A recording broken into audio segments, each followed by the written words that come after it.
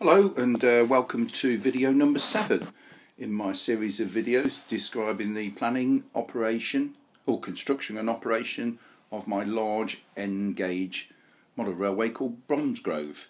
It's been a while since the last video. We've done quite a bit since then, so we'll go through it stage by stage. Quite obviously what you're looking at is the biggest advancement that I've done. You can see this is the Bromsgrove South Junction area. You'll notice I put the turntable in. There's a separate video about the turntable actually, controlled from a stepper motor through an Arduino board and a DCC, small DCC electronic board that I built, taken totally from the RM Web, Railway Modelers Web forum. A guy had done one on there for OO scale. I didn't see any reason why it wouldn't work for N-gauge, and sure enough it works fine. So that's that. Oh, incidentally, we've got no trains running at the moment. I've just done some ballasting down here, so I'm just waiting for that to dry off, so I don't want to run any trains at the moment. Okay, start with these signals. These signals, they were made for me by a gentleman called Mark Seaward. Mark is a Great Western man, and he shows a lot of his work on the Railway Modelers Web site. He's mainly an OO gauge modeller. Does a lot of kit building, particularly in locos and things, but he also built signals, I noticed. So many months ago I asked him if he was able to have a crack at some N-gauge signals. He'd not done them before, but he was happy to give it a go. And these are the first two. This is a result of the first two. They're as per the prototype. They're fully working. They're basically scratch built but made from model signal engineering components. Fully working. They're not connected underneath yet. They will be working from small servos, controlled from a servo controller. Unfortunately funds are a bit low at the moment, so I'm just holding off that, but they're all fixed in, ready to go, all to be connected up underneath. So yes, Mark, they're a work of art, and thank you, and I know you're continuing to construct some signals for me for the layout. You'll also notice the signal box, which has an interior as well, which I did myself. Basically that comprises of two ratio kits, two N-gauge ratio kits, the Midland signal box. Steps look a bit wonky on there. They're not actually fixed, these steps. I wanted to just finish the ballasting. There we go. I just wanted to finish the ballasting before I put the steps on, really. So basically I just, two Midland signal boxes, and I just literally tore them apart and then sewed them all together. So it's a true representation of what Bromsgrove used to look like.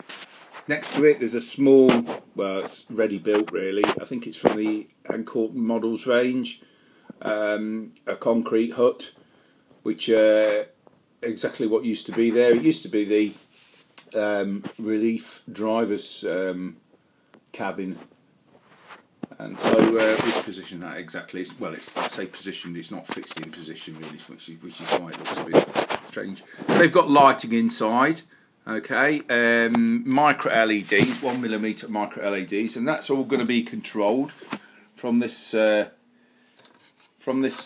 control panel here. You can see the normal programming switches from programming track, which I'll be putting on later. But that's just going to have some 12 volt with some resistors on.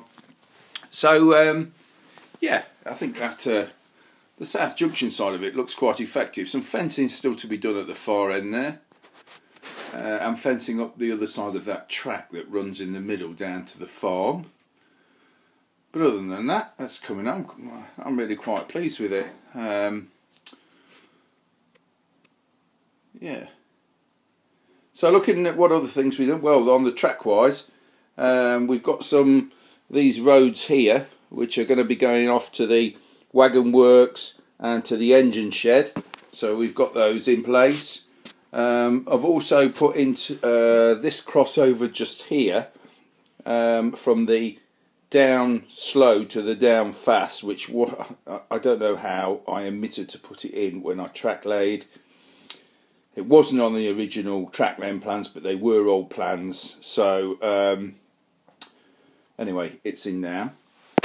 Here's the staging area. This is going to be the next piece of work really. At the moment I've sent some templates away to a place called the 4D Model Shop. I'm hoping to have some MDF laser cut for those platforms. We'll see how that goes. I'm not sure how it's going to work out. They've not done it before, but they're going to give it a go, so we'll see how that goes. Incidentally, the 4D Model Shop came across that because of the trees. The trees they produce are absolutely fantastic. You can see on the back left there, that's silver birch, and then in the middle there's an oak tree there, deciduous green at the back. I mean, they're just lovely trees, really nice, and they range between about £2.50 and £5.50 for the engaged sort of size. So not really overly expensive, and they're just really good. So what I decided to do was the Woodland Scenics ones, which were at the back there. They're really good, but you know, better placed at a medium distance away, so you can't see the detail. In fact, you can see a small 4D silver birch there. I think I'm putting the 4D ones nearer the front. Another one just there. Also around the turntable you'll see these, I've put some yellow gorse, and I make some buddleia. And the way I made the gorse and the buddleia was to, I used some Woodland Scenics fine leaf foliage, and then dipped it in just the yellow flowery and the purple flowery mix that you get from Woodland Scenics, and it seems to be quite effective really. So I'm quite pleased with that. The way that's come out, that buddleia. So we've got the other backdrop up, of course, which is going to form the backdrop to the wagon works and the engine shed, which will be going there. But as I say, it's the station area next. I've also added this 3-inch extension here onto the side of the board, which got from Railway Modelling Solutions, where the original baseboards came from.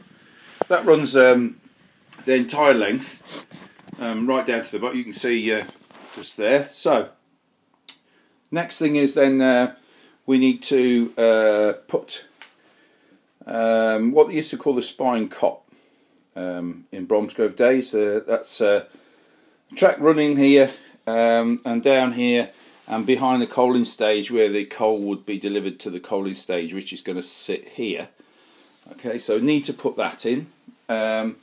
The goods shed is going to go in this area here. I'm going to have to leave some track out to what was originally there, but we'll get it as near as we can. I installed an ash pit. I've used an inspection pit, and once it's weathered up and I've got ash in it, I don't think you'll notice any difference really. So that's going to be my ash pit just there, and so that really, I think, is all the progress up to this point. Obviously that takes quite some time. If you want to know how I did the fields, all I did was cut some cardboard formers out, and then sort of put those onto the baseboard, and then filled in between with rolled up newspaper. Put some flat cardboard on the top, sitting on the top, strips of it, so it's making like a grid, and then just laid Modrock on the top. Once I put the Modrock on, painted it with a flat earth paint, and then used the static grass applicator and various Woodland Scenics grasses, and it seems to have come out quite well. I mean, it's a lot easier to get the colour right when you've got the back scene in place, I must say that. Trying to do it the other way around, if you were trying to get a back scene to match your colour, the colours that you'd done, I think that'd be really difficult to do. But once you've got your back scene in place, and then getting the colours right for it's a lot easier. And I just adjusted the colour until I was happy that it was matching that back scene. So anyway, there we go. So I haven't done anything at this end. I apologise now for the mess you're going to see. I haven't done anything towards the licky end of the layout. Quite a for the loco. There's a 4F over there. I've got another Jubilee which is away being weathered at the moment at GC Weathering. So that's about the update for now. Thanks for watching. Bye.